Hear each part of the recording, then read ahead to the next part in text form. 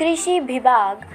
हिमाचल प्रदेश जिला मंडी कृषि प्रौद्योगिकी प्रबंध अभिकरण आत्मा जिला मंडी विकासखंड सुंदरनगर द्वारा प्राकृतिक खेती पर ऑनलाइन जागरूकता शिविर का आयोजन किया गया। आत्मा परियोजना के उप परियोजना निर्देशक डॉक्टर जगदीश चहीजा ने प्राकृतिक खेती की विस्तार पूर्वक जानकारी दी और बताया कि खंड सुंदरनगर और करसोग के लगभग 5000 किसान पिछले 3 सालों से प्राकृतिक खेती कर रहे हैं, जिसमें किसानों को काफ़ी फ़ायदा भी हो रहा है। इस ऑनलाइन जागरूकता शिविर में सभी प्रधानों को प्राकृतिक खेती की विस्तार पूर्वक जानकारी खंड तकनीकी प्रबंधक सुंदरनगर तथा करसोग ने प्राकृतिक खेती में उपयोग होने वाले सभी घटकों की विस्तार पूर्वक जानकारी दी।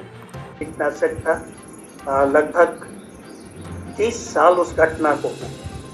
लेकिन आज भी उनकी जो नेक्स्ट जनरेशन आ रही हैं, जहाँ पे वो भोपाल में ये ट्रेजेडी हुई थी जहाँ पे ये इंसेक्टिसाइड बनता था, आज भी उनकी जो आने वाली जनरेशन है उनके ऊपर भी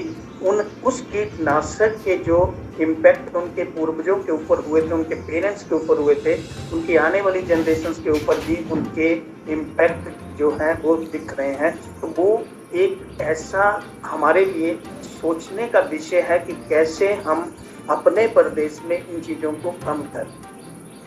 उसका एकमात्र जो विकल्प है जो हमारी सरकार ने दिया है वो प्राकृतिक खेती। लेकिन इसके साथ साथ जो दूसरी समस्या हमारे प्रदेश में मैं अगर कहूँ तो वो ये है कि छोटे किसान हैं, दवाइयों का प्रयोग किया,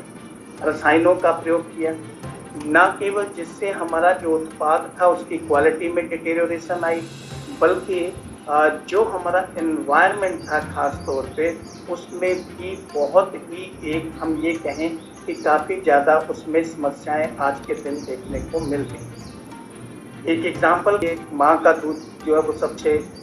उत्तम माना जाता है और सबसे श्रेष्ठ और बिल्कुल प्योर माना जाता है, लेकिन एक सर्वे में ये पाया गया